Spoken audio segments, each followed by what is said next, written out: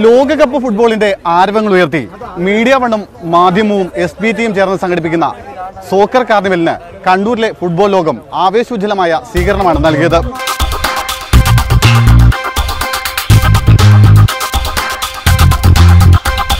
Soccer കാർണിവലിനെ വരവേൽക്കാൻ police മൈതാനിയിലേക്ക് രാവിലെ തന്നെ കണ്ണൂരിലെ ഫുട്ബോൾ ആരാധകർ ഒഴുകിയെത്തി. കണ്ണൂരിലെ പ്രമുഖ ഫുട്ബോൾ ക്ലബ്ബുകളായ Kannur brothers, lucky star, spirited youth, Gymkhana, sporting buds തുടങ്ങിയവയുടെ താരങ്ങൾ ചേർന്നാണ് റോഡ് ഷോയെ സ്വീകരിച്ചത്.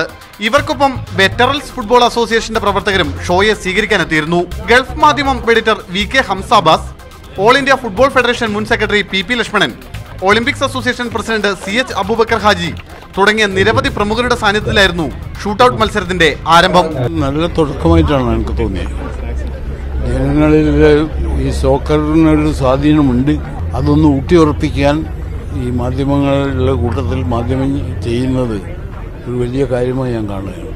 കണ്ണൂരിന്റെ ഫുട്ബോൾ ചരിത്രം ഉറങ്ങിക്കിടക്കുന്ന പോലീസ് മൈതാനം ഇന്ന് അക്ഷരാർത്ഥത്തിൽ പഴയ പ്രതാപകാലത്തിലേക്ക് തിരിച്ചു പോവുകയായിരുന്നു. ഉച്ചകഴിഞ്ഞ് 3:30 വളപട്ടണത്താണ് സോക്കർ കാർണിവലിന്റെ അടുത്ത സ്വീകരണ കേന്ദ്രം. Sunil Isaac, media one, Kannur.